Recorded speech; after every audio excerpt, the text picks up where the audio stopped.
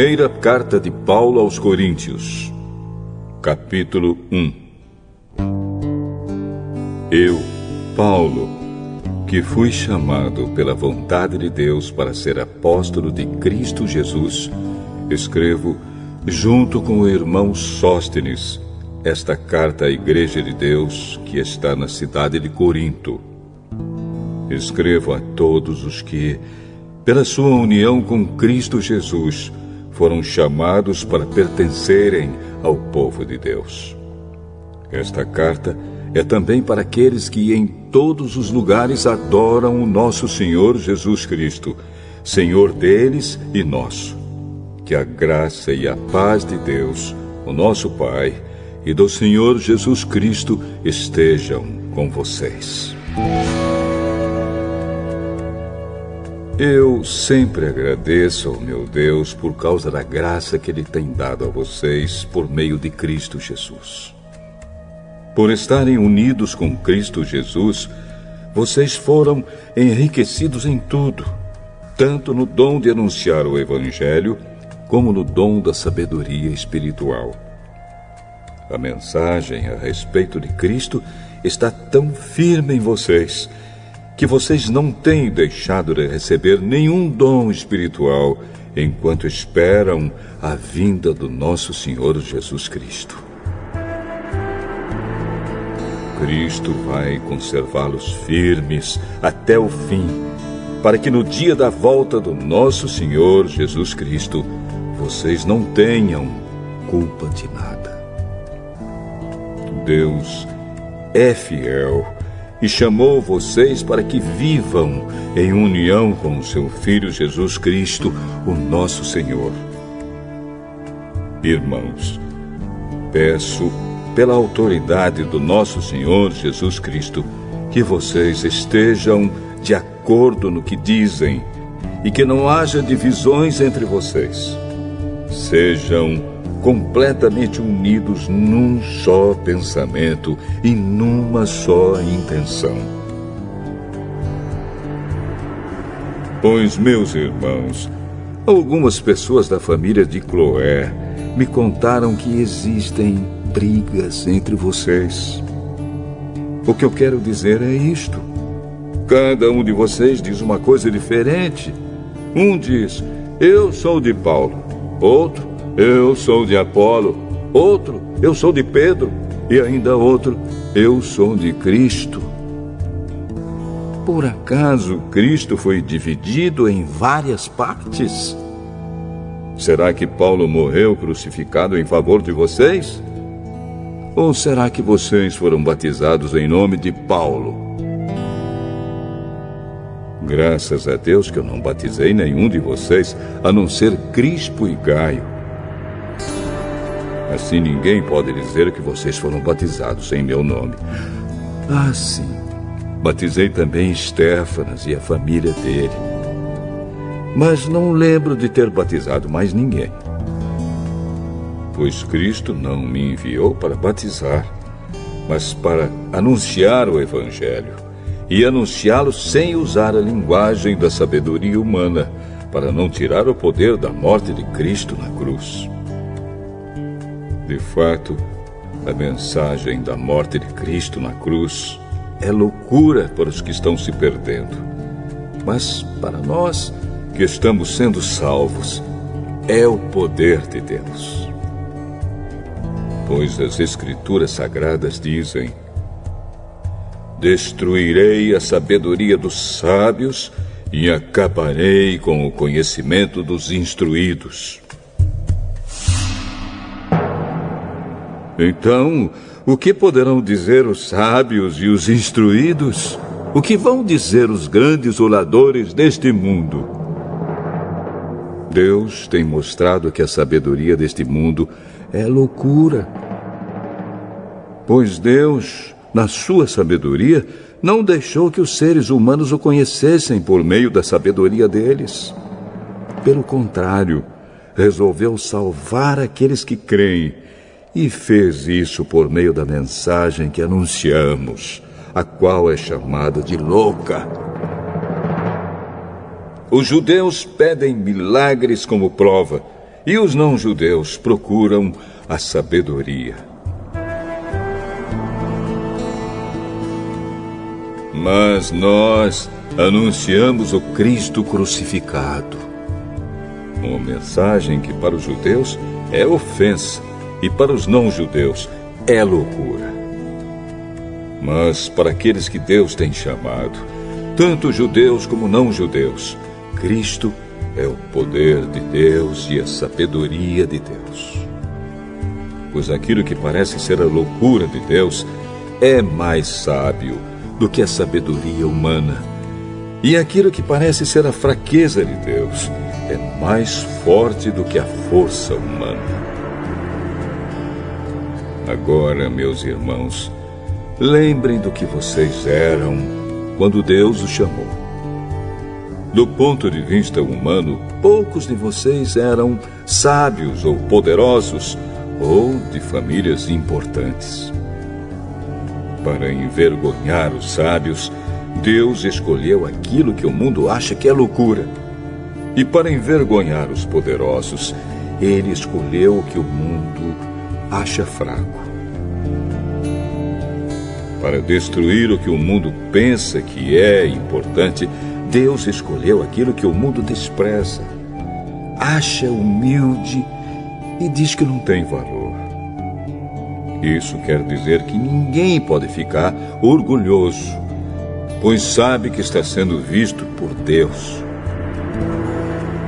Porém, Deus uniu vocês com Cristo Jesus e fez com que Cristo seja a nossa sabedoria. E é por meio de Cristo que somos aceitos por Deus, nos tornamos o povo de Deus e somos salvos. Portanto, como as Escrituras Sagradas dizem, quem quiser se orgulhar, que se orgulhe daquilo que o Senhor faz.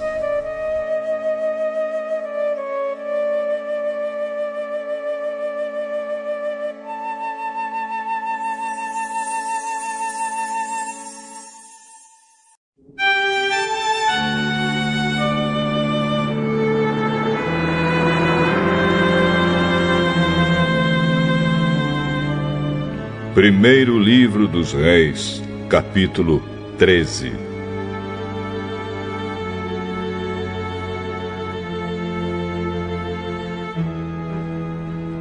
Por ordem do Senhor Deus, um profeta de Judá foi a Betel.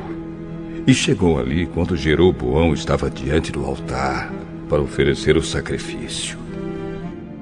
Seguindo a ordem do Senhor, o profeta falou assim contra o altar: Ó altar! Ó altar! O que o Senhor Deus diz é isto: vai nascer um descendente de Davi que se chamará Josias.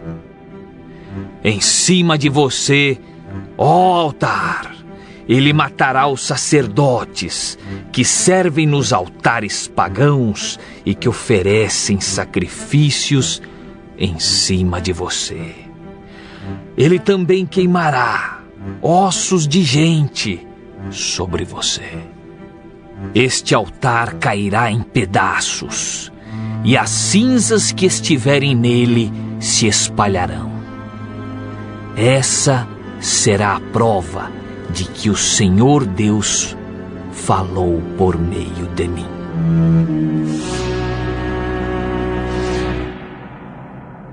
Quando Jeroboão ouviu isso, apontou para o profeta e ordenou: prendam esse homem! No mesmo instante, o braço do rei ficou paralisado e ele não pôde fazê-lo voltar à posição normal. E, de repente, o altar caiu em pedaços e as cinzas se espalharam pelo chão, como o profeta, em nome do Senhor, tinha dito que ia acontecer. Então o rei disse ao profeta: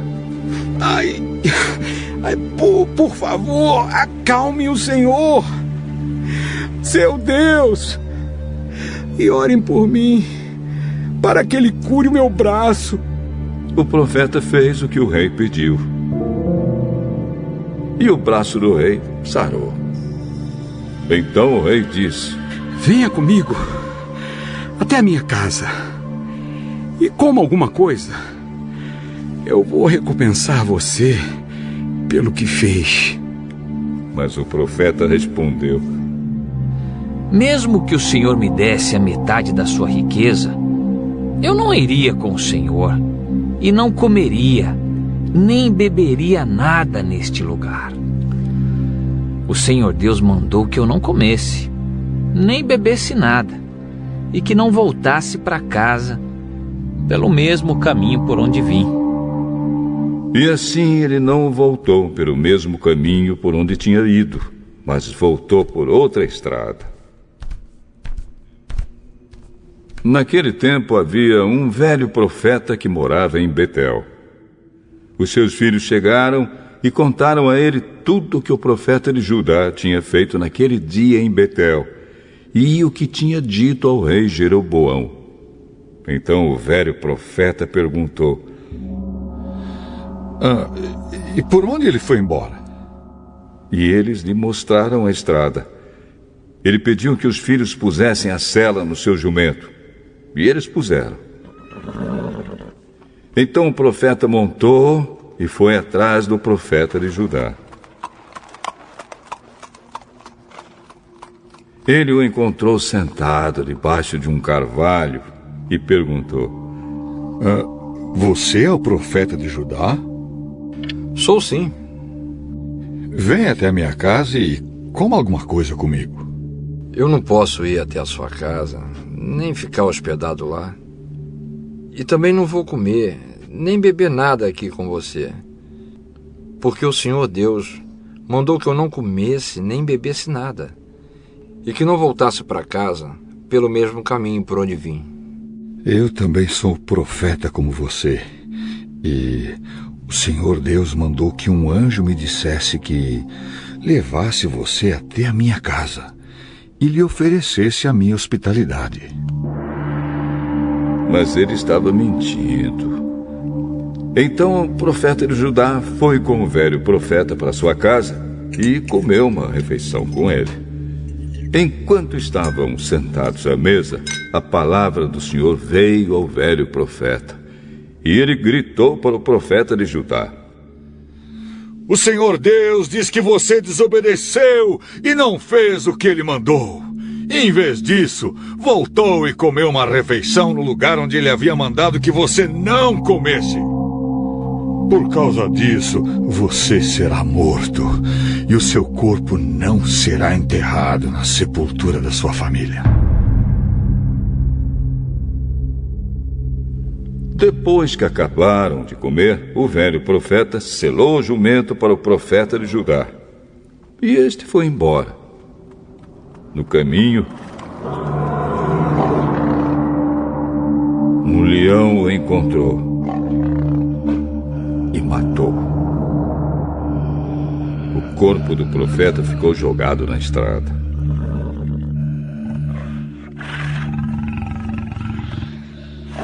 E o leão e o jumento ficaram parados ali perto dele. Alguns homens passaram por aquele lugar e viram o corpo jogado no caminho e o leão ali do lado. Então foram a Betel e contaram o que tinham visto. Quando o velho profeta soube do que havia acontecido, disse: aquele é o profeta que desobedeceu às ordens de Deus, o Senhor. Foi por isso que o Senhor mandou que um leão o atacasse e matasse, conforme tinha dito que ia fazer. Então disse para os filhos: ponham a sela no meu jumento. Eles fizeram o que o pai pediu. Então o velho foi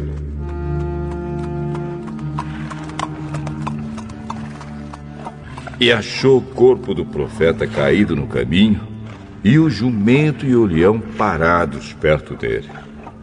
O leão não havia comido o corpo, nem despedaçado o jumento. Aí o velho profeta pegou o corpo, pôs em cima do jumento e o levou de volta para Betel, a fim de chorar sobre ele e enterrá-lo. Ele o enterrou na sua própria sepultura. Então ele e os seus filhos choraram sobre o corpo do profeta e diziam: "Oh, meu irmão, meu irmão." Depois do enterro, o velho disse aos filhos: "Quando eu morrer, me enterrem nesta sepultura e ponham meu corpo perto do dele, porque certamente vai se cumprir a ameaça que ele fez por ordem de Deus, o Senhor, contra o altar de Betel e contra os lugares pagãos de adoração que existem nas cidades da região de Samaria."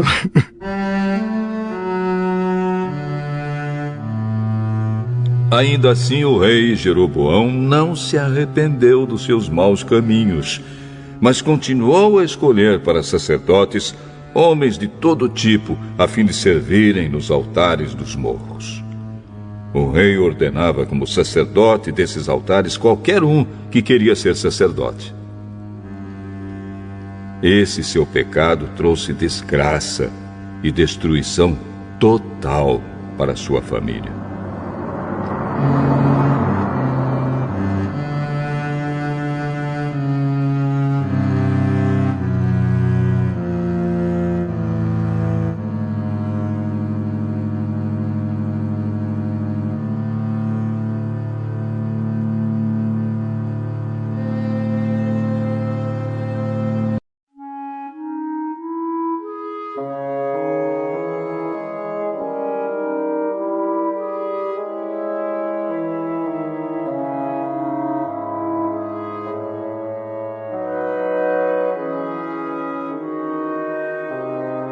Joel, capítulo 1.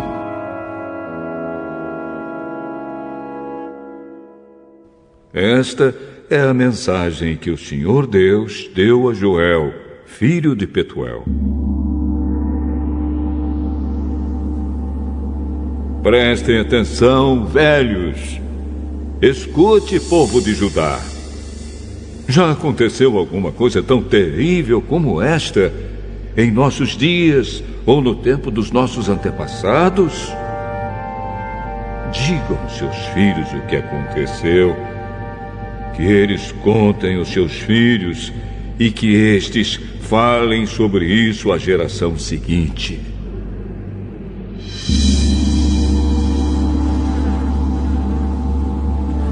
Vieram nuvens e mais nuvens de gafanhotos e comeram todas as plantações. O que os primeiros gafanhotos deixaram foi devorado pelos que vieram depois. Acordem, beberrões! Acordem e chorem! Vocês que gostam de vinho, pois as uvas foram destruídas e não haverá vinho novo para beber. Vieram os gafanhotos como um exército enorme e poderoso e invadiram o meu país. Os seus dentes eram como os de um leão e afiados como dentes de uma leoa. Destruíram as nossas barreiras e acabaram com as nossas figueiras. Arrancaram as cascas das árvores, deixando os galhos completamente brancos. Chorem como uma jovem vestida de luto que chora a morte do seu noivo. Os sacerdotes, os servos de Deus, choram no templo do Senhor, porque não há mais ofertas de alimento nem de vinho. Os campos estão arrasados. A terra está de luto, pois os cereais foram destruídos e as parreiras e as oliveiras secaram. Fiquem desesperados, vocês que trabalham nos campos. Chorem, vocês que cuidam das parreiras, pois não há trigo nem cevada. Todas as colheitas foram destruídas. As parreiras e as figueiras secaram. Estão secas as romãzeiras, as palmeiras, as macieiras e todas as outras árvores frutíferas. O povo todo está triste. Sacerdotes, vocês que apresentam as ofertas no altar, vistam roupa feita de pano grosseiro e chorem. Servos do meu Deus, venham ao pátio do templo e chorem a noite inteira, pois na casa do nosso Deus não há mais ofertas de alimento nem de vinho. Convoquem uma reunião no templo e anunciem um dia de jejum. Reúnam as autoridades e todo o povo de Judá no templo do Senhor, nosso Deus, e orem a Ele pedindo socorro. Está chegando o dia do Senhor, em que o Todo-Poderoso vai trazer destruição. Será um dia de terror. Sem podermos fazer nada, vimos as nossas plantações serem destruídas. No templo do nosso Deus não há alegria nem festa. Nos campos secos, as sementes não brotam. Não há colheita de trigo. E os depósitos de cereais estão caindo aos pedaços. O gado está mugindo de fome. E os bois andam tontos de um lado para o outro porque não há pasto. As ovelhas também estão morrendo. Eu clamo a ti, ó Senhor. As árvores e os pastos estão secos, como se um fogo tivesse queimado tudo. Até os animais selvagens pedem socorro a ti, porque os rios secaram e por toda parte a seca acabou com o capim.